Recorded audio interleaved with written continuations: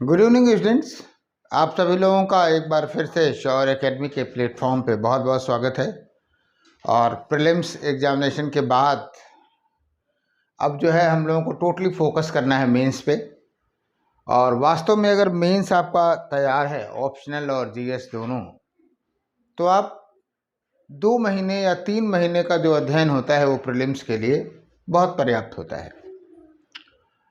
आज का जो टॉपिक है वो हम लोग नेशनल मूवमेंट से शुरू कर रहे हैं। कुछ और लोग भी जुड़ेंगे, 1-2 दिन में जुड़ेंगे। खैर, ये पोर्शन ऐसा है कि यहाँ से जुड़ने वाला छात्र ये नहीं कहेगा कि सर मुझे समझ में नहीं आ रहा है ना। तो वो मतलब आसानी से जुड़ सकता है इससे। तो हम लोग आज नेशनल मूवमेंट की बात कर रहे हैं। कल हमने नेशनल मूवमेंट के पे एक सामान्य विजन बताया था कि किन किन एंगल से नेशनल मूवमेंट को देखने की ज़रूरत है। आज की क्लास में हम चर्चा करेंगे कि राष्ट्रीय आंदोलन के प्रेरक तत्व क्या क्या रहे, कौन कौन से रहे। यानी 1885 से 1947 तक का जो नेशनल मूवमेंट रहा, उसको प्रेरक तत्व उसके क्या क्या रहे। देखिए, इस एंगल्स को, इस टॉपिक को कई एंगल से पढ़ा जा सकता है। एक तो हमने हमेशा बताया है, यानी आप ये कह सकते हैं कि राष्ट्रीय आंदोलन के उदय के कारण भी आप कह सकते हैं कि सर इस टॉपिक को लिखा जा सकता है। अगर कोई ये कहे कि इस टॉपिक को हम ये लिखें कि राष्ट्रीय आंदोलन के उदय के कारण, तो बात वही हुई, राष्ट्रीय आंदोलन के उदय के कारण। और मैं बार बार कहता हूँ कि आजकल जो आप लोग पढ़ते हैं वो क्या है, हॉरिजेंटल पढ़ते हैं, है ना। टीचर्स भी आपको वर्टिकल पढ़ाते हैं कि कोई टॉपिक देख लिया, उसके बारे में समग्रता से जाना। हॉरिजेंटल अध्ययन आपका कम है, और हॉरिजेंटल अध्ययन जब नहीं रहता है तो आप क्या करते हैं, लिंकिंग नहीं कर पाते हैं, है ना। और मेंस बिना इंटरलिंकिंग के आपको मिल ही नहीं सकता है, नंबर, मार्क्स नहीं मिलते हैं। तो जो राष्ट्रीय आंदोलन के उदय के कारण या राष्ट्रीय आंदोलन के प्रेरक तत्व की अगर हम बात करें तो आप देखें इसमें बहुत सारे पहलू हैं और कई तरीके से इसे समझा जा सकता है। इसमें बड़ी विस्तृत चर्चा की जा सकती है। जैसे एक कारण तो हमने हमेशा एक तरीका आपको बताया है, शुरू से ही लेकर के एंशिएंट से लेकर के मॉडर्न तक की, जहाँ कारण और परिणाम हो तो हम चाहें तो उदय के कारणों को हम क्या करें, डिवाइड कर सकें आर्थिक, राजनीतिक, सामाजिक और सांस्कृतिक कारक में।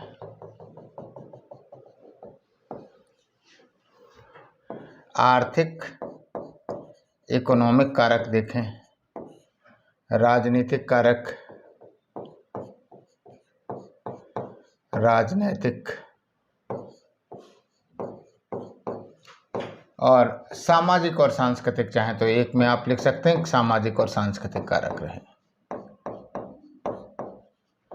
एक तो सामान्य रूप से सभी लोग एक देखते हैं, लेकिन वास्तव में पूरे इतिहास के किसी भी टॉपिक को देखें तो आप इकोनॉमिक, पॉलिटिकल, कल्चरल और सोशल के अधीन ही रहता है ना। तो एक एक टॉपिक को यहाँ से ओपन किया जा सकता है, लेकिन वास्तव में राष्ट्रीय आंदोलन जो था, आप दोनों रूप से देख लीजिएगा, हम एक नए तरीके से आपको बताते हैं, है ना। और उस टॉपिक को देखने पे आपको लगेगा कि हाँ सर, अगर इस तरीके से हम देख रहे हैं तो हम इसको इकोनॉमिक, पॉलिटिकल, कल्चरल और सोशल, इन दोनों तरीकों से भी देख सकते हैं। यानी लिखने के 2 तरीके हो सकते हैं। वास्तव में राष्ट्रीय आंदोलन इतना आसान नहीं था, बल्कि आप ये कह सकते हैं कि सर यह एक जटिल प्रक्रिया का परिणाम था। राष्ट्रीय आंदोलन जो था वो क्या था कि एक जटिल प्रक्रिया का परिणाम था, और ये जटिल जो प्रक्रिया थी वो एक लंबे समय से चल ली आ रही थी। जटिल प्रक्रिया का परिणाम था, बल्कि हम ये कहें कि दीर्घकालिक जटिल प्रक्रिया का परिणाम था तो गलत नहीं होगा, दीर्घकालिक जटिल प्रक्रिया का परिणाम था। और निश्चित रूप से परिणाम था, और कह सकते हैं आप कि इसमें कई नकारात्मक एवं सकारात्मक पहलू थे। कई नकारात्मक एवं सकारात्मक पहलू थे।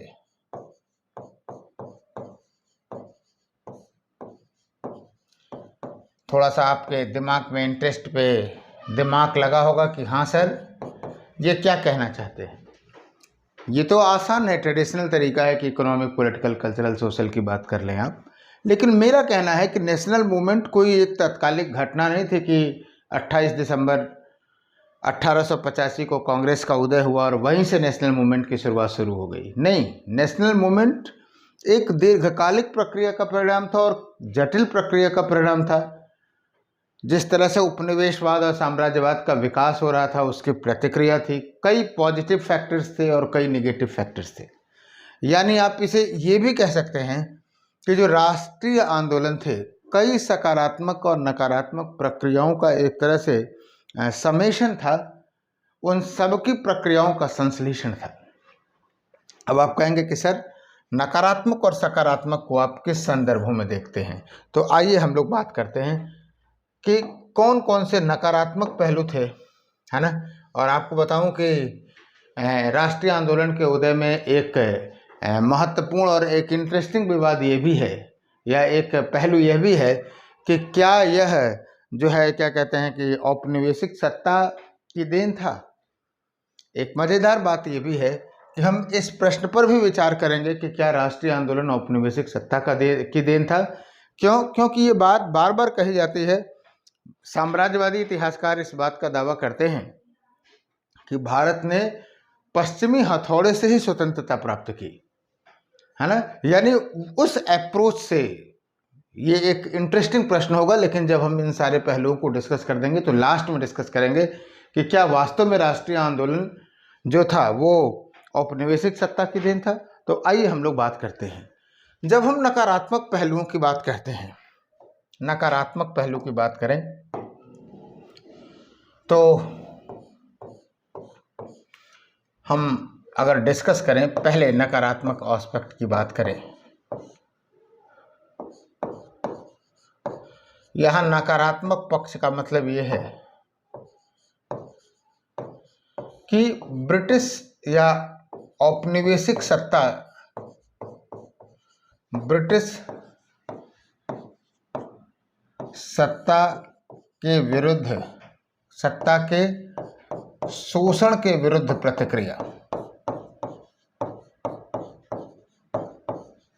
विरुद्ध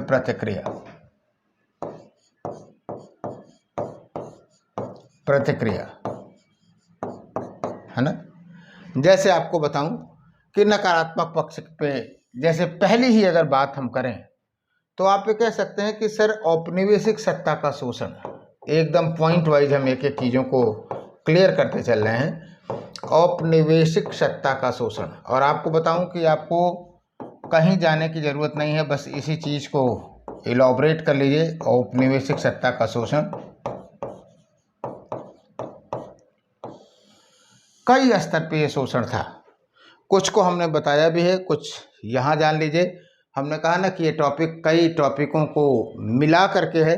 आपको कई बार लगेगा कि हाँ सर इसकी चर्चा तो हम लोग अलग से भी करेंगे, और जब आप संपूर्ण पाठ्यक्रम को देख लेंगे तो इस प्रश्न को और बेहतर ढंग से डील कर पाएंगे। कई एंगल से यहाँ पे सवाल पूछे जाएंगे। फिलहाल आइए देखते हैं औपनिवेशिक सत्ता का शोषण। जैसे कई तरीके थे, जैसे आप जानते हैं कि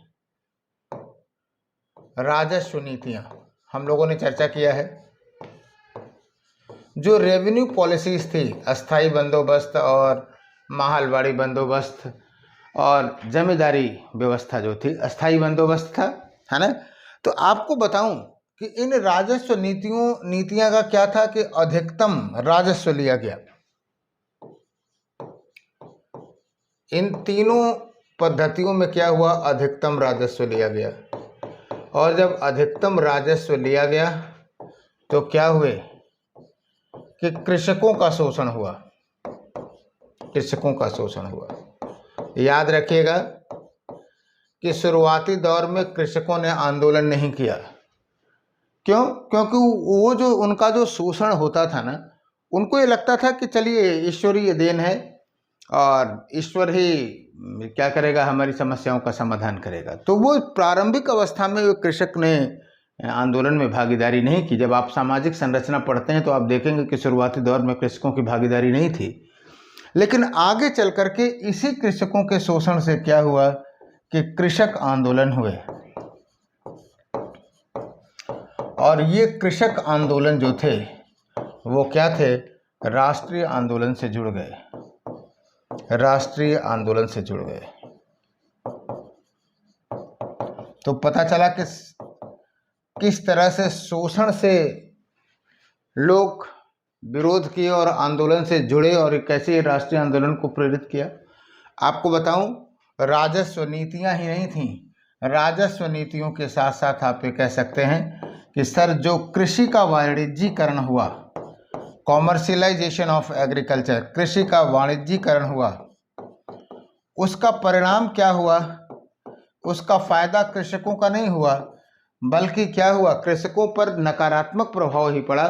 क्यों? क्योंकि कृषि के वाणिज्यीकरण के पश्चात किसानों पर यह दबाव डाला गया कि वो वही खेती करें, उन्हीं फसलों की खेती करें, जैसे नील था, अफीम था, जिसकी डिमांड थी वहाँ पे, वो खाद्यान्न न उत्पन्न करें। और आपको बताऊं, उन्हें औने पौने दामों पर खरीदा गया। ददनी प्रथा थी, ये सब आप जानते हैं, तिनकठिया पद्धति थी, और अल्टीमेटली यहाँ पर भी किसानों का शोषण हुआ। यानी राजस्व नीतियों के माध्यम से, कृषि के वाणिज्यीकरण के माध्यम से जो कुछ भी परिवर्तन औपनिवेशिक सत्ता ने ले आए पिछले 100 वर्षों में, वो किसानों के विरुद्ध में गए। और किसानों के विरोध में गए तो जाहिर सी बात है कि हमें मतलब इन किसानों ने आंदोलन को क्या किया, आंदोलन में भागीदारी करके उसे सशक्त किया। श्योर हो गया, क्लियर कट हो गया। वर्गीय संरचना पे हमको ध्यान देना है और इन फैक्टर्स पे ध्यान देना है। एक चीज हम आपको यहाँ पे रिमार्क लगा के इस बात को कहना चाहेंगे। रिमार्क बात हम आपसे ये कहना चाहेंगे कि याद रखिएगा कि किस कृषक वर्ग सबसे अधिक वर्ग था। कृषक वर्ग, कई जगह आपसे कंफ्यूजन होगा, इसलिए इस चीज को जानते रहिएगा कि कृषक वर्ग सर्वाधिक बड़ा वर्ग था। सबसे ज्यादा अगर आप देखेंगे तो प्रभावित वर्ग यही था, प्रभावित वर्ग था। किंतु राष्ट्रीय आंदोलन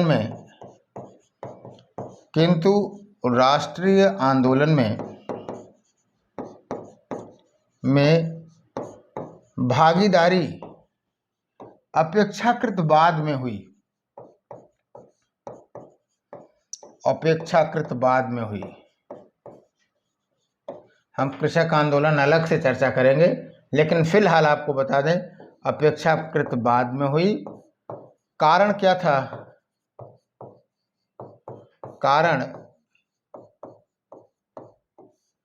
नेतृत्व का अभाव था, नेतृत्व का अभाव था।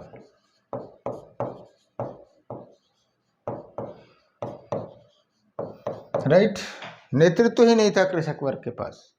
और आपको बता दूं कि जब क्या कहते हैं कि पीड़ा हो, मतलब आंदोलन के लिए सिर्फ कारण नहीं, सिर्फ कष्ट ही नहीं जिम्मेदार होते हैं, बल्कि उस कष्ट को सही दिशा में सही ऊर्जा देने वाला नेतृत्व भी चाहिए। और एक बात और भी आपको बताऊं कि ये नेतृत्व क्या कहते हैं अपेक्षाकृत बाद में आगे आया, और वो क्या हुआ कि राष्ट्रीय आंदोलन से संपृक्त हुआ और राष्ट्रीय आंदोलन को मजबूत किया। याद रखिएगा कि भारतीय राष्ट्रीय आंदोलन में जुझारूपन आपको तभी दिखाई देगा जब कृषक और मजदूर वर्ग आएंगे, है ना। तो बाद में आएंगे, लेकिन जब भी आएंगे तो सही मामलों में जनोन्मुख बनाएंगे, सही मामलों में सत्ता के लिए चुनौती बनेंगे। एक एक पॉइंट को एनालाइज करते चले जाइए, और हम लोग इस पे क्वेश्चन आंसर भी डिस्कस करेंगे कि कहाँ कहाँ से क्वेश्चन है। आप प्रोसेस जानते हैं, पहले हम इन बिंदुओं को डिस्कस करते हैं और फिर इस पे क्वेश्चन आंसर डिस्कस करते हैं। तो क्लियर हो गई बात ये कि कृषक वर्ग जो था, या राजस्व नीतियाँ जो थीं, या जो एक्सप्लॉयटेशन है, एक्सप्लॉयटेशन का एक पहलू हमने आपको बताया, अभी सारे पहलू नहीं बताए। औपनिवेशिक सत्ता का जो शोषण है वो एक नकारात्मकता में पहले का एक पॉइंट आपको बताया राजस्व नीतियों के माध्यम से। आइए अगले पहलू की बात करते हैं, है ना? श्योर, आइए बात करते हैं। बहुत पहलू हैं, इस पे एक एक बिंदु को ध्यान से देखते हुए चलेंगे तो सब कुछ आसान रहेगा। आपको बताऊं कि आइए देखते हैं मजदूर वर्ग की क्या स्थिति थी। देखिए क्या हुआ कि ब्रिटिश औद्योगिक नीतियों के परिणाम स्वरूप, जहां नहीं समझ में आएगा वहां आप लोग कमेंट बॉक्स में हमको बताइएगा, सूचित करिएगा। ये क्लास हम पब्लिक भी कर रहे हैं। ब्रिटिश औद्योगिक नीतियों के परिणाम स्वरूप, ब्रिटिश औद्योगिक नीतियों के परिणाम स्वरूप क्या हुआ? परिणाम स्वरूप कृषि का, अरे क्या कहते हैं, दस्तकारी उद्योगों का पतन हुआ। जो क्राफ्ट इंडस्ट्री थी उनका हो गया पतन हो गया। कई कारण थे इसके, बहुत ध्यान से रखिएगा।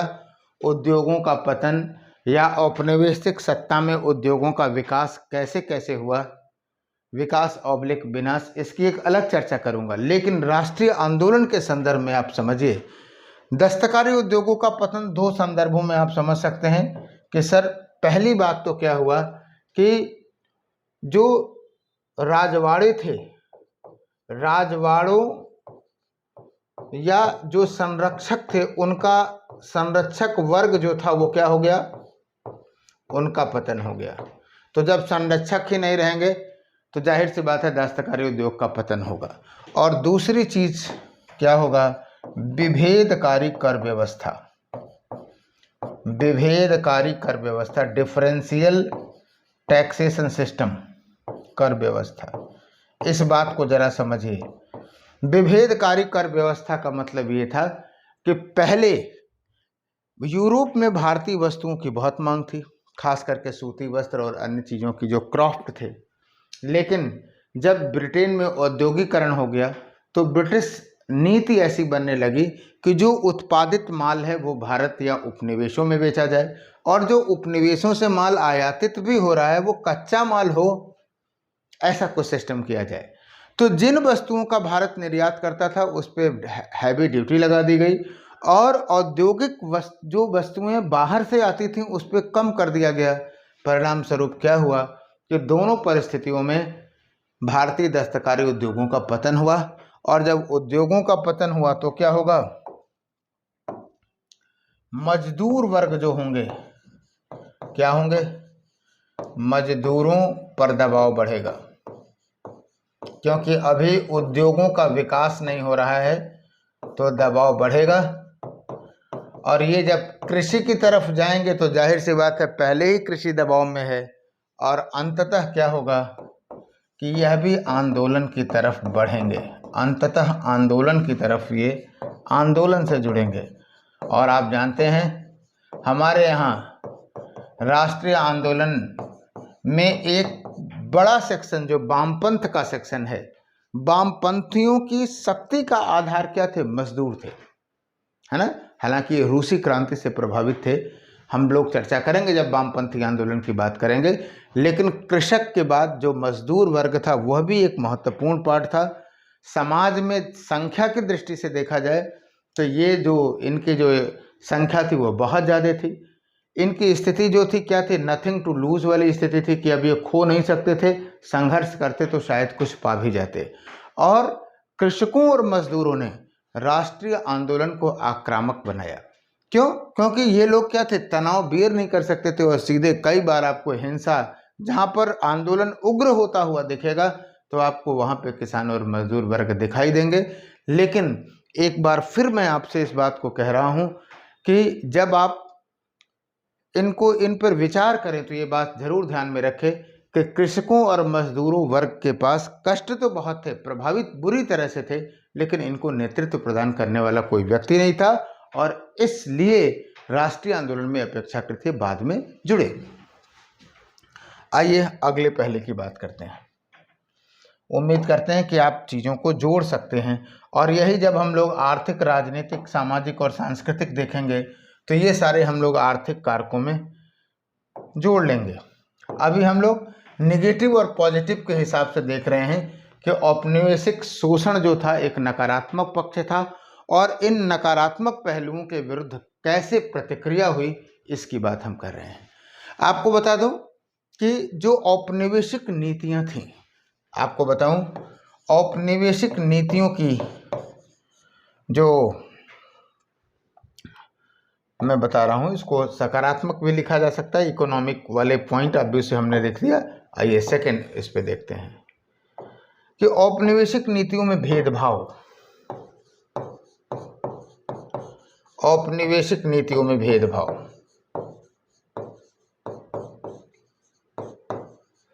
नीतियों में भेदभाव। देखिए, जब 1857 का विद्रोह हुआ तो आप जानते हैं कि बुद्धिजीवी वर्ग जो था वो आंदोलन के साथ नहीं था, क्योंकि उसको लगता था कि औपनिवेशिक जो शक्ति है वो क्या करेगी कि वो कहीं न कहीं प्रगतिशील शक्ति का प्रतिनिधित्व करती है, भारत में लोकतांत्रिक विचार आएंगे, अच्छी चीज़ें आएंगी। तो वो उन्होंने एक तरह से क्या कहते हैं कि निष्क्रियता का रुख अपनाया। लेकिन आपको बताऊं कि आने वाले 20-30 सालों में उनका भ्रम यह टूट गया और उन्होंने क्या किया कि ये देखा कि औपनिवेशिक नीतियों में किस प्रकार के भेदभाव किए जा रहे हैं। इन भेदभाव में एक सबसे आसान रूप था क्या, एक तो बता दूं वेतन विसंगति। वेतन विसंगति, एक ही पद पर अगर मालूम हुआ कि भारतीय काम कर रहा है तो उसे 3 रुपये दिया जा रहा है, और अगर उसी पे ब्रिटिशर्स काम कर रहा है तो सेम पद पे 27 रुपये दिया जा रहा है। तो आप देख सकते हैं कि अगर इस तरह का अगर इस तरह का अंतर होगा, 9 गुने का होगा, तो असंतोष होगा ही होगा। तो वेतन विसंगति थी। नस्लीय टिप्पणियां की जाती थीं, नस्लीय टिप्पणियां की जाती थीं, और आप जानते हैं कि निश्चित रूप से ये बहुत ही पीड़ादायक थी। तीसरी बात, आप ये बुद्धिजीवियों ने यह देखा कि औपनिवेशिक सत्ता भारत में सुधार नहीं ला रही है। आपको बताऊं कि इन भेदभाव के कारण, इन कारकों की वजह से अंततः जो बुद्धिजीवी वर्ग था उसने इन भेदभाव के विरुद्ध आवाज़ उठाई, और वही आवाज़ आपको आंदोलन के रूप में दिखाई दी जब उदारवादी चरण आप देखते हैं। तो आप ये कह सकते हैं कि सर, ये जो 2-3 नकारात्मक पहलू थे जो औपनिवेशिक सत्ता के दिखाई दे रहे थे, उनकी वजह से राष्ट्रीय आंदोलन को बल मिला, राइट। लेकिन आपको बताऊं कि मैंने पहले भी कहा कि यह इतना आसान नहीं था, एक बहुत ही जटिल प्रक्रिया थी। इसलिए हम लोग आइए अन्य पहलुओं की तरफ भी देखते हैं कि कुछ सकारात्मक पहलू भी थे, कुछ सकारात्मक पहलू थे। आइए देखते हैं कौन कौन से सकारात्मक पहलू थे। कई पहलू हैं इसमें, आइए देखते हैं। जैसे क्या हुआ कि जो भारतीय नेताओं के द्वारा, एक एक चीज को वहीं से जोड़ दीजिएगा राष्ट्रीय आंदोलन से, भारतीय नेताओं द्वारा औपनिवेशिक सत्ता की मीमांसा की गई, औपनिवेशिक सत्ता की मीमांसा की गई, औपनिवेशिक सत्ता की मीमांसा की गई, इनका भी विश्लेषण किया गया। अभी तक क्या होता था कि लोग मान लेते थे कि यह ईश्वरीय देन है, लेकिन वास्तव में जब भारतीय लोगों ने क्या किया कि पाश्चात्य जो है साहित्य पढ़ा, रूसो को पढ़ा, लॉक को पढ़ा, बेंथम को पढ़ा, मिल को पढ़ा, तो उनको लगा कि वास्तव में औपनिवेशिक सत्ता में विरोधाभास है। जो चीज़ें ब्रिटिश सोसाइटी के लिए दी जा रही हैं वो भारत में नहीं दी जा रही हैं, है ना। और इसी समय नीतियों का विश्लेषण करते समय एक नाम आता है आपका दादा भाई नौरोजी का, है ना। इस बार पूछा भी था दादा भाई नौरोजी ने, और आपको बताऊं कि इस पे तो कम से कम 1.5-2 घंटे की क्लास होगी। दादा भाई नेरोजी ने धन के निष्कासन का सिद्धांत दिया। ये पॉइंट बहुत इम्पोर्टेंट है समझने के लिए। धन के निष्कासन का सिद्धांत दिया। ड्रेन थियरी, और आप जानते हैं कि ये ड्रेन थियरी सबसे पहले दी गई कि इंग्लैंड डेप्ट टू इंडिया, इंग्लैंड 1967 में लिखा गया। ये 1867 में इंग्लैंड डेप्ट टू इंडिया, ये पहला पॉम्पलेट था जिसमें दादा भाई नेरोजी ने व्यंग्यात्मक रूप में लिखा कि वास्तव में भारत से संपत्ति जा रही है। उसके बाद un British poverty and un British rule in India, un British rule in India 1901 में लिखी गई। The wants and means of India, ये सब दादा भाई नेरोजी की किताबें हैं। The wants and means of India, right. आपको बता दूं, ये तो दादा भाई नेरोजी थे। इसके अलावा आर.सी. दत्त ने लिखा economic history of India, GB. Joshi लिखे, एम.जी. रानाडे थे। इन सभी लोगों महानुभावों ने इस बात को कहा कि वास्तव में भारत से जो धन का निष्कासन हो रहा है वो क्या है, भारत की सभी समस्याओं के देन है। अब आप कहेंगे कि सर धन की निकासी से क्या मतलब है? तो धन की निकासी से मतलब ये है कि भारत से ब्रिटेन को भेजा गया वह धन जिसके बदले में भारत को कुछ भी नहीं मिला। अगर कुछ मिलता तब तो वो व्यापार हो जाता। तो धन की निकासी का मतलब तो ये था कि जो सामान जो इकोनॉमी जो है, इसमें भी हम लोग अलग से टॉपिक लेंगे, बताए ड्रेन थियरी पे तो फुल लेंगे। ये तो नेशनल मूवमेंट के और प्रोस्पेक्टिव में पढ़ रहे हैं तो इतने पढ़ करके छोड़ दे रहे हैं। तो वास्तव में धन की निकासी जो हुई वो क्या हुआ कि उससे गरीबी आई और बहुत सारी समस्याएं आई। और इन लोगों ने ये बताया कि भारत की समस्त समस्याओं की जो जड़ है, समझिए इस बात को, भारत की इनका जो निष्कर्ष आया वो क्या आया कि भारत की समस्त समस्याओं का औपनिवेशिक भारत आप कह सकते हैं, समस्त समस्याओं की जड़ जो है वो क्या है, समस्याओं की जड़ औपनिवेशिक नीतियां हैं, कॉलोनियल पॉलिसीज हैं, औपनिवेशिक नीतियां हैं।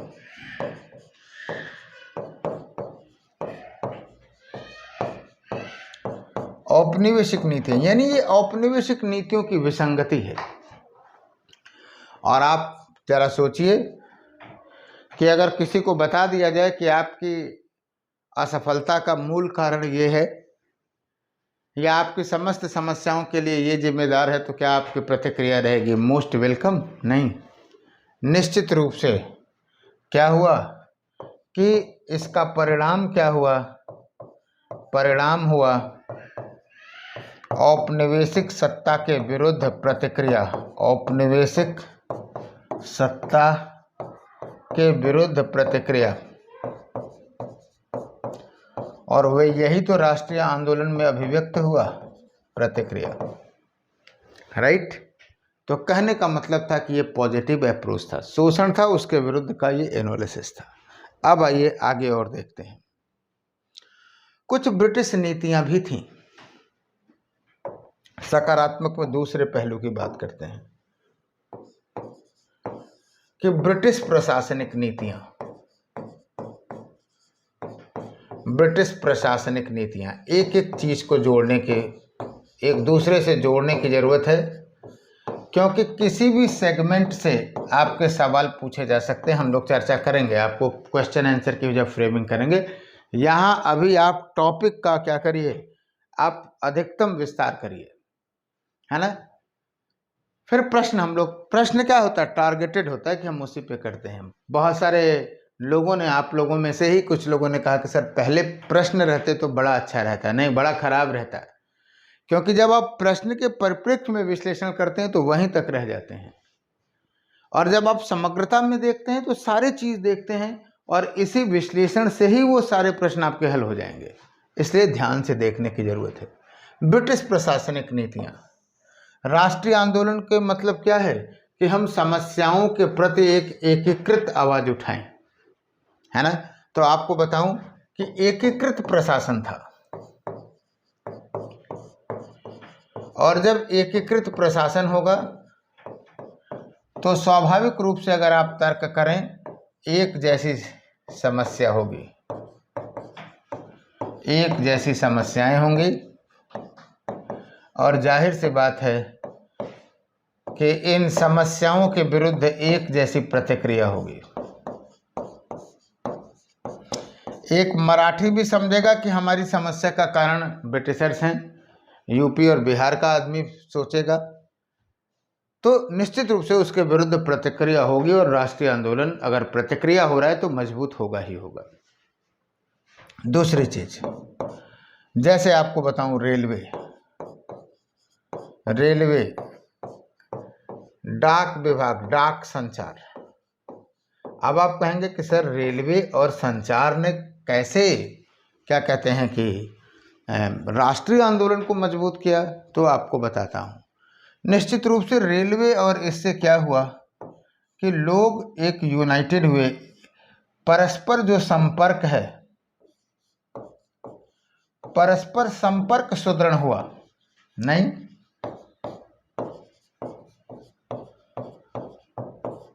रेलों ने क्या किया, एक भारत को जोड़ा। ये बात अलग है कि रेलवे का उद्देश्य, मैं अभी चर्चा करूंगा, ये हम राष्ट्रीय आंदोलन के एस्पेक्ट से देखते हैं। आपको एक बात बता दूं, चाहे वो एकीकृत प्रशासन किया गया, चाहे रेलवे और डाक संचार का विकास किया गया, उसका उद्देश्य ये कतई नहीं था कि उससे राष्ट्रीय आंदोलन का उदय हो जाए। उसका उद्देश्य सिर्फ ये था कि हम इसके माध्यम से क्या कर सकें, औपनिवेशिक सत्ता को मजबूत कर सकें, और रेलवे और डाक संचार के माध्यम से क्या कर सकें। रेलवे के माध्यम से तो आर्थिक उद्देश्य था उनका कि अपने विनिर्मित वस्तुओं को क्या कर सकें, वो मार्केट में दे सकें, और संसाधनों को दूरस्थ संसाधनों से इकट्ठा कर सकें, और अगर कहीं जरूरत पड़ जाए तो उससे हम मिलिट्री की सप्लाई भी कर सकें। टोटली औपनिवेशिक हितों को जोड़ करके था। लेकिन कहते हैं ना कि कभी कभी क्या होता है कि अनवांटेड रिजल्ट भी निकलते हैं। ये उद्देश्य नहीं था, लेकिन इसका जो बाई प्रोडक्ट निकला वो राष्ट्रीय आंदोलन के रूप में निकला। क्यों? क्योंकि जब रेलवे हो गया, डाक संचार हो गया, तो लोग अपने एक दूसरे से जुड़ाव हुए, एकीकृत होने में उनको क्या हुई, सफलता मिली, और अल्टीमेटली इसी की वजह से राष्ट्रीय आंदोलन मजबूत हुआ। बात समझ में आ गया? तो जाहिर सी बात है, ये एक तरह से आप कह सकते हैं कि सकारात्मक कदम ही था, लेकिन इसका जो इम्पैक्ट देखा वो किस में देखा, राष्ट्रीय आंदोलन के रूप में देखा। आइए और भी पहलुओं की बात करते हैं। आइए एक बहुत बड़े मुद्दे को देखते हैं, पाश्चात्य शिक्षा, वेस्टर्न एजुकेशन।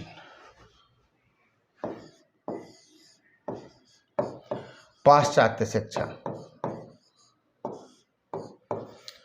इसमें कोई दो राय नहीं कि पाश्चात्य शिक्षा से हम लोगों ने क्या किए, पाश्चात्य शिक्षा के प्रभाव से आप कह सकते हैं कि लोकतांत्रिक विचार,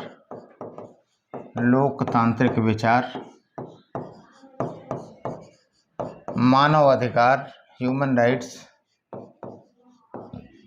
अधिकार, इनके बारे में परिचित हुए, यूरोपीय व्यवस्थाओं के प्रति हुए परिचित, और ये भी परिचित हुए, याद रखिएगा कि यह भी हम लोगों ने जाना कि यूरोप में जो ये व्यवस्था आई है वो संघर्ष के परिणाम स्वरूप आई है। इस फार्मूले को समझने की ज़रूरत है, किसी किताब में नहीं मिलेगा। जो लिख दे रहा हूँ उसे पे भी आप ध्यान दीजिए कि यूरोप में लोकतंत्र अगर आया तो वहाँ के लोगों ने संसद की स्थापना के लिए राजतंत्र के विरुद्ध संघर्ष किया, है ना। भारतीय परिप्रेक्ष्य में क्या था कि इन अधिकारों पर कुंडली औपनिवेशिक सत्ता प्राप्त की थी, इसलिए इनको ले आने के लिए अब इनके विरुद्ध संघर्ष करना पड़ेगा, राइट। और निश्चित रूप से ये कहा जाता है कि पाश्चात्य शिक्षा के माध्यम से ये विश्व से जुड़े, है ना। और जब विश्व से जुड़े तो उन्हें भी इस बात से प्रेरणा मिली कि वो भी मानव अधिकारों के लिए, लोकतांत्रिक चीज़ों के लिए संघर्ष करें और संगठित होकर के, है ना, संगठित होकर के संघर्ष की प्रक्रिया उन्होंने पाश्चात्य शिक्षा के माध्यम से सीखी, है ना। तो इसलिए पाश्चात्य शिक्षा का एक बहुत बड़ा योगदान था। लेकिन याद रखिएगा, ब्रिटिशर्स जो है पाश्चात्य शिक्षा इसलिए नहीं लाए थे कि आप पढ़ करके उनके विरुद्ध क्या करें, उनके विरुद्ध आप उसका राष्ट्रीय आंदोलन के उदय में इस्तेमाल करें, बल्कि उनका उद्देश्य ये था कि हम पाश्चात्य शिक्षा प्राप्त करने के माध्यम से हम ऐसे लोगों को इकट्ठा करेंगे जो कि तन से तो भारतीय होंगे लेकिन मन, बुद्धि और विवेक से ब्रिटिशर्स होंगे और औपनिवेशिक सत्ता के हितों को संरक्षित करने में इसमें सफलता मिलेगी, राइट। तो उद्देश्य कुछ और था। आप ये भी कह सकते हैं कि सर उद्देश्य कुछ और था, इसीलिए मैंने कहा कि राष्ट्रीय आंदोलन के प्रेरक तत्व को एक लाइन में सिद्ध लिख देना कि आर्थिक, राजनीतिक, सामाजिक और सांस्कृतिक पहलुओं का परिणाम था। हमको लगता है कि इस टॉपिक के साथ न्याय नहीं करना होगा, बल्कि राष्ट्रीय आंदोलन का जो उदय था वो क्या था, विभिन्न प्रकार के जटिल प्रक्रियाएं थीं। आप एक फार्मूलेट नहीं कर सकते हैं, है ना। और इन सभी प्रक्रियाओं का अंतिम परिणाम राष्ट्रीय आंदोलन के रूप में आपको दिखाई देता है। तो आप इस बात को समझे होंगे। आइए और बातों को आगे बढ़ाते हैं। एक बहुत बड़ा पहलू है, आपको बताऊं कि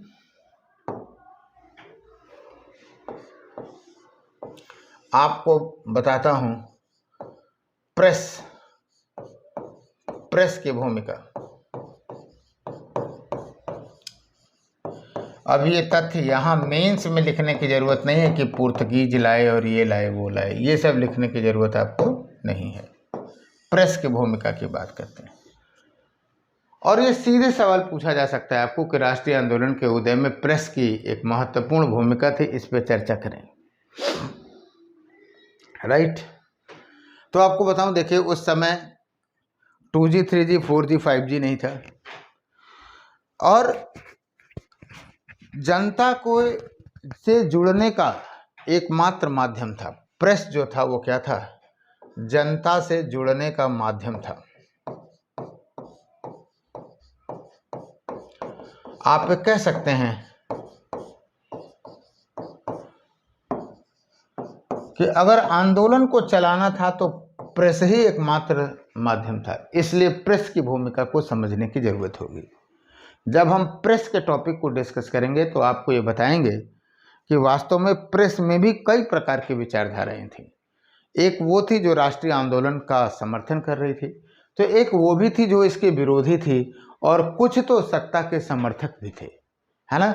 लेकिन हमें उन प्रवृत्तियों पे ध्यान नहीं देना है, बल्कि हमें उन पे ध्यान देना है कि कैसे राष्ट्रीय आंदोलन में समाचार पत्रों ने भूमिका दी। कई उदाहरण आप देख सकते हैं। जैसे आपको बता दीजिए, आप ये भी कह सकते हैं कि हो सकता है कि राष्ट्रीय आंदोलन में लोगों में वैचारिकी में अंतर हो। इसका एक बहुत बड़ा पहलू ये था कि प्रत्येक विचारधारा के लोग, चाहे वो समाजवादी हों, चाहे वामपंथी हों, प्रत्येक विचारधारा के लोगों के लिए प्रेस ही माध्यम था। लोगों के लिए प्रेस माध्यम था। उदाहरण भी आप देख सकते हैं। आप देखिए, कांग्रेस की स्थापना की सूचना हमको कहाँ से मिली? हिंदुस्तान से मिली, है ना। अगर ना रहता तो हमें पता ही नहीं चलता। उसी तरह से अगर आप देखें, अगर आप आंदोलन देख लीजिए, जैसे आंदोलनों के दौरान, मैं लिख दे रहा हूँ, फिर उदाहरण तो बहुत मिल जाएंगे। कि आंदोलनों के दौरान कार्यक्रमों की घोषणा यहीं से की जाती थी, कार्यक्रमों की घोषणा। और याद रखना, लिख रहा हूं अभी, एक आध उदाहरण भी बता दे रहा हूं लिखने के लिए।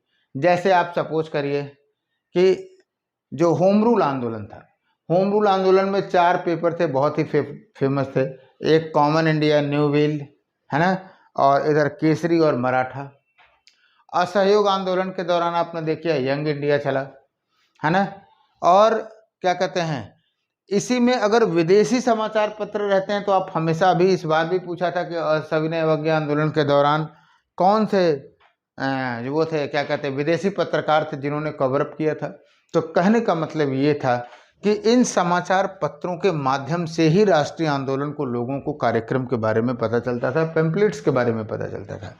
यही नहीं, आप ये भी कह सकते हैं कि प्रेस ने ही एक तरह से राष्ट्रीय आंदोलन को अंतर्राष्ट्रीय स्वरूप प्रदान किया। क्यों? क्योंकि जब राष्ट्रीय आंदोलनों की बात अमेरिकन में, इंग्लैंड में, ब्रिटेन में छपती थी तो लोग पूरा विश्व इसे समझते थे, पूरा विश्व इसे जानता था। इसलिए आप कह सकते हैं कि सर, राष्ट्रीय आंदोलन में प्रेस की बहुत सकारात्मक भूमिका रही थी।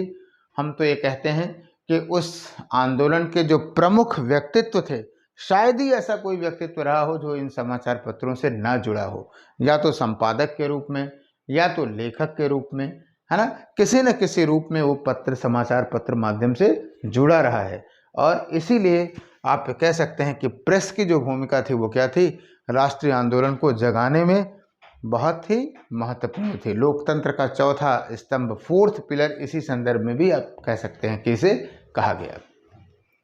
राइट, याद रखिएगा, अगर कभी आपसे ऐसे पूछ ले या कॉन्सेप्ट के रूप में आपके ध्यान में आने की बात हो तो औपनिवेशिक सत्ता में इक्का दुक्का लोगों को छोड़ दिया जाए, तो कोई भी आदमी ये नहीं चाहता था कि प्रेस स्वतंत्र हो, और इसीलिए प्रेस की स्वतंत्रता पर समय समय पर प्रतिबंध लगाए जाते थे। खैर, ये टॉपिक हम लोग प्रेस में देखेंगे। फिलहाल आज का जो ये टॉपिक है, हम लोग स्पेशली देख रहे हैं कि प्रेस की भूमिका का राष्ट्रीय आंदोलन में, या विभिन्न कारकों का राष्ट्रीय आंदोलन में क्या योगदान रहा। तो आप ये समझ गए होंगे कि हाँ सर, प्रेस की भूमिका का एक सकारात्मक पहलू योगदान रहा होगा। आइए एक बहुत बड़ा मुद्दा देखते हैं, और वो कि सामाजिक सांस्कृतिक पहलुओं का, सामाजिक सांस्कृतिक पहलू।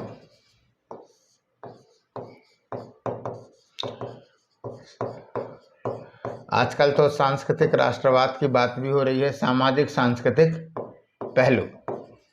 लेकिन आपको बता दूं, आज या कई बार जब हम सांस्कृतिक राष्ट्रवाद की बात करते हैं तो निश्चित रूप से कहीं ना कहीं टकराववाद की बू दिखाई देती है हमको, है ना। फिलहाल सामाजिक सांस्कृतिक पहलू के अंदर हम यहाँ आपको क्या बताना चाहते हैं कि किस तरह से 19वीं शताब्दी के सामाजिक सुधार आंदोलनों ने, आजकल तो सरकार भी इन्हीं लोगों की है, इसलिए यहाँ से उठा के कुछ ज़्यादा पूछ लिया जाए तो कोई ठिकाना नहीं है। 19वीं शताब्दी के सामाजिक धार्मिक आंदोलन, अभी देखिए मैंने बहुत डिटेल क्लास लिया था इस पे, सामाजिक धार्मिक आंदोलन। जिन लोगों ने ना देखा हो उसे देखना चाहिए फिर से। सामाजिक 19वीं शताब्दी के सामाजिक धार्मिक आंदोलन ने अप्रत्यक्ष रूप से, प्रत्यक्ष तो नहीं कहूंगा लेकिन अप्रत्यक्ष रूप से सकारात्मक भूमिका अपनाई। कई बिंदुओं को अभी हम लोग देखते हैं, सकारात्मक भूमिका निभाई। जैसे आपको बताऊं कि जो बुराइयां या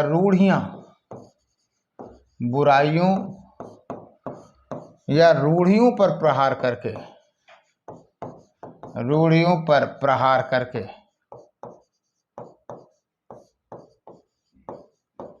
आप क्या कर सकते हैं, समाज को एकीकृत करेंगे, और अगर समाज एकीकृत होगा तो निश्चित रूप से राष्ट्रीय आंदोलन मजबूत होने के चांसेस होंगे। अंधविश्वासों पर प्रहार किया गया। दूसरी चीज, जैसे भारतीय संस्कृति को के गौरव को पुनर्स्थापित किया। भारतीय संस्कृति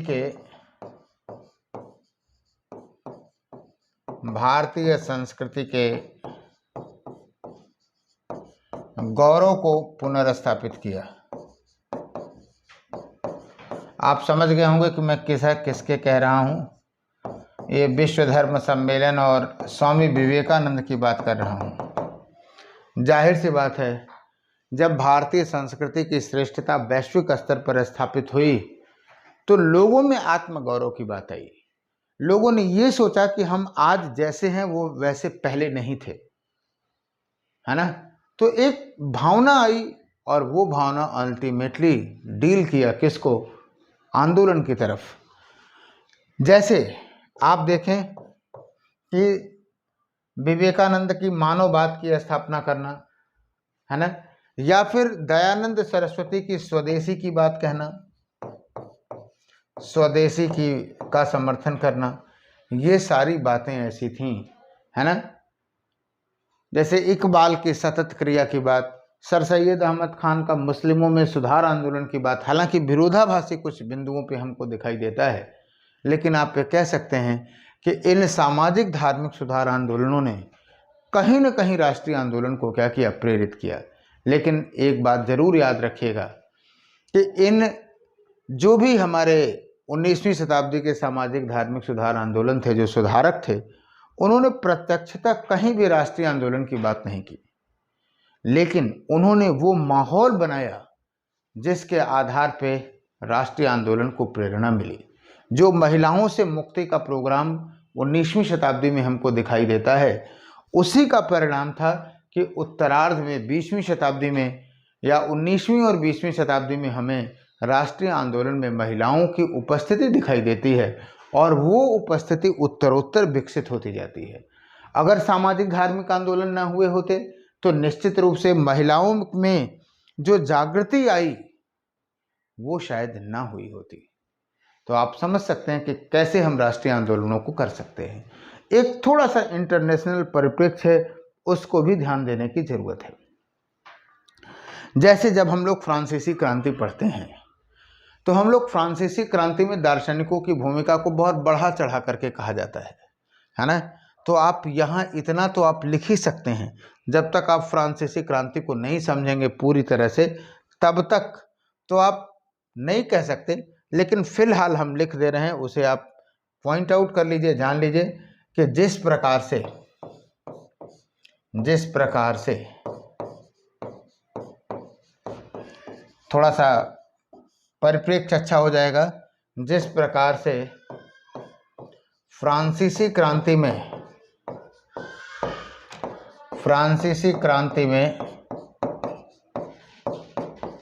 दार्शनिकों का विशेष योगदान था, दार्शनिकों का महत्व था। फ्रांसीसी क्रांति में दार्शनिकों का योगदान था। इतना आप लिख देंगे ना तो एग्जामिनर को लगेगा कि हाँ लड़के ने पढ़ा है, योगदान था। उसी तरह से 19वीं सदी के सामाजिक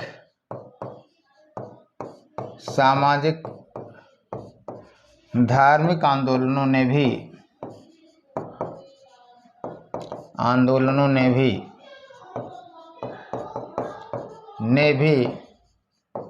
राष्ट्रीय आंदोलन के लिए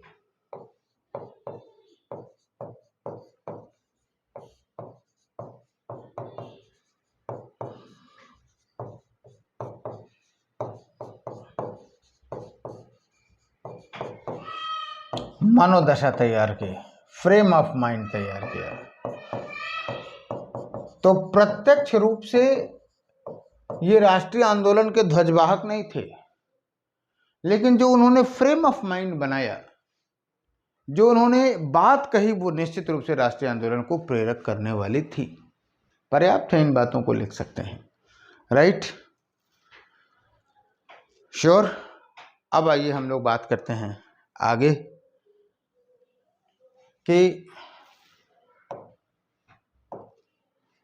1850 से लेकर के, इसकी आगे भी जरूरत पड़ेगी, 1885 तक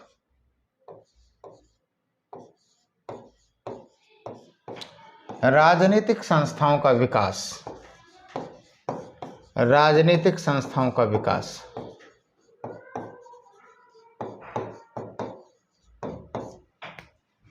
राजनीतिक संस्थाओं का विकास, ये तथ्यात्मक पहलू है, आप जानते हैं।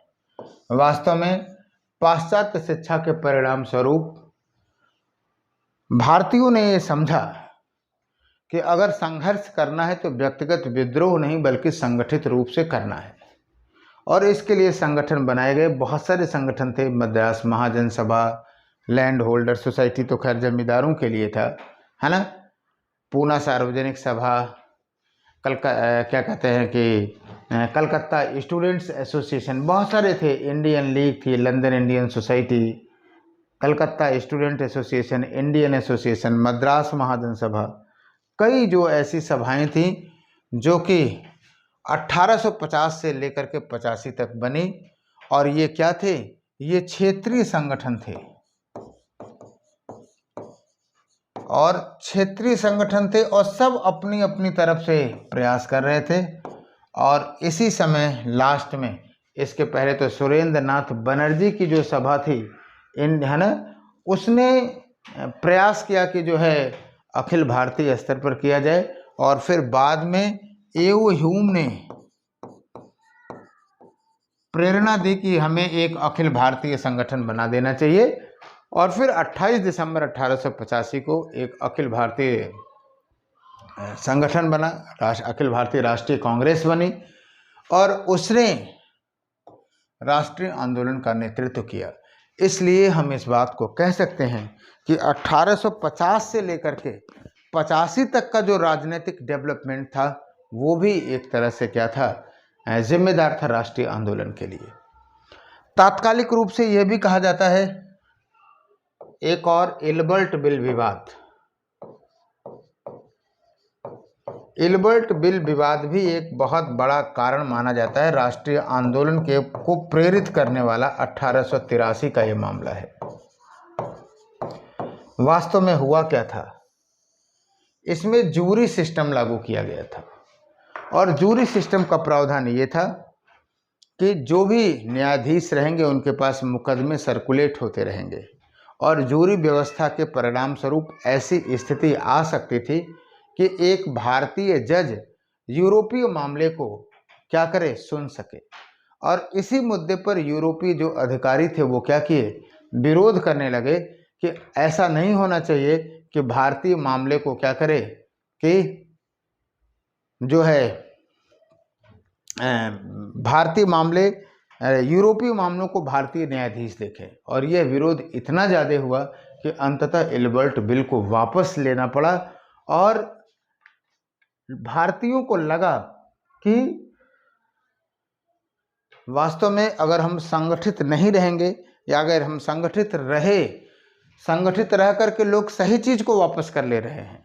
आपको बताऊं कि इल्बर्ट बिल में आगे चल के संशोधन हुआ कि अगर कोई ऐसी स्थिति आएगी तो मुकदमे को एक पीठ सुनेगी जिसमें ब्रिटिशों का बहुमत रहेगा, है ना, यानी कुछ भी हो निर्णय उनके फेवर में रहेगा।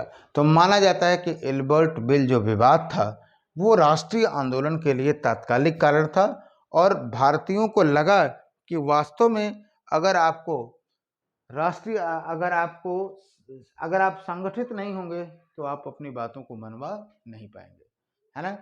इस प्रकार आपने देखा कि राष्ट्रीय आंदोलन जो था वो विभिन्न प्रकार की जो प्रक्रियाएं थीं, अब इसे आप अपनी सुविधा अनुसार इकोनॉमिक, पॉलिटिकल, कल्चरल, सोशल मान लें, कई सकारात्मक और नकारात्मक प्रक्रियाएं थीं, एक जटिल प्रक्रियाएं थीं। उन जटिल प्रक्रियाओं का अंतिम परिणाम हमें राष्ट्रीय आंदोलन के रूप में दिखाई देता है। Right, sure. आइए एक इंटरेस्टिंग मुद्दे की बात करते हैं कि क्या राष्ट्रीय आंदोलन, क्या राष्ट्रीय आंदोलन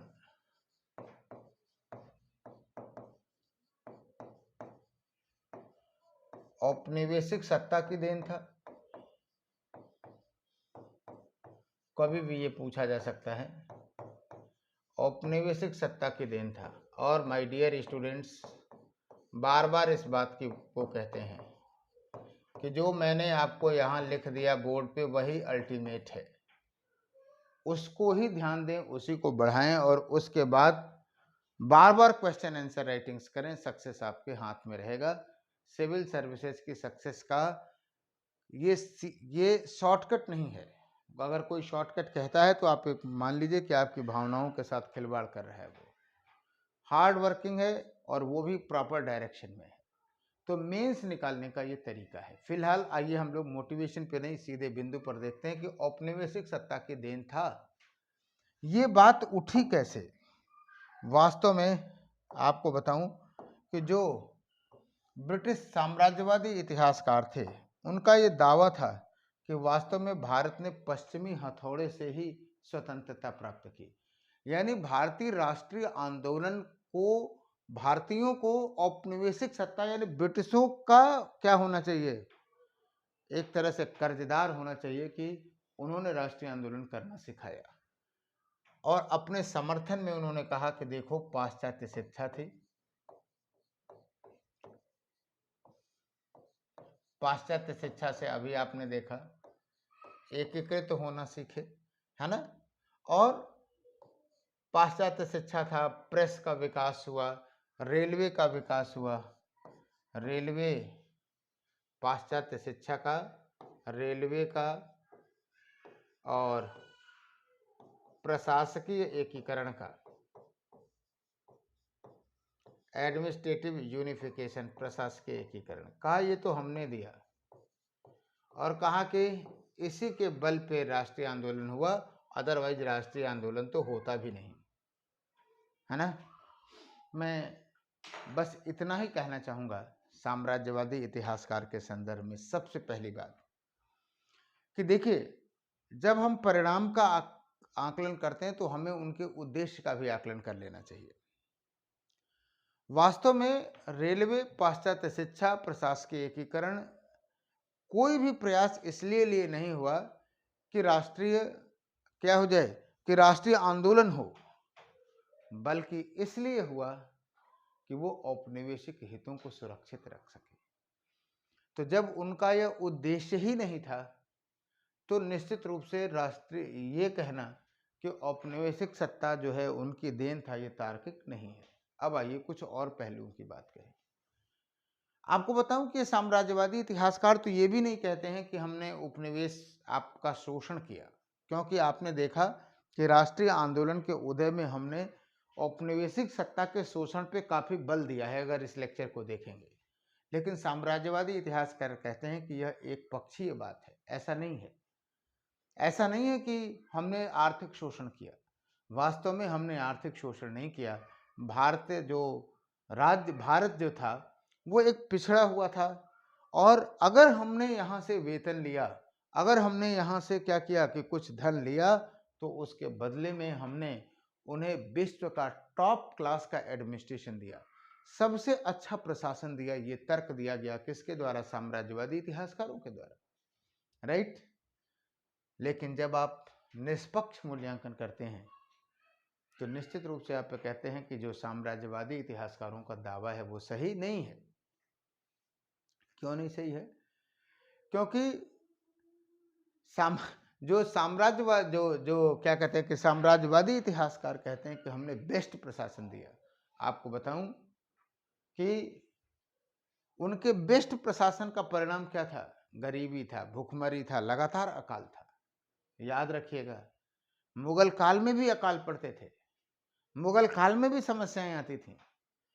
तब समस्याओं को मैनेज कर लिया जाता था कि अगर एक क्षेत्र में अकाल आ रहा है तो सरकार उस क्षेत्र का लगान माफ कर देती थी, कहीं दूसरी वैकल्पिक व्यवस्था करती थी।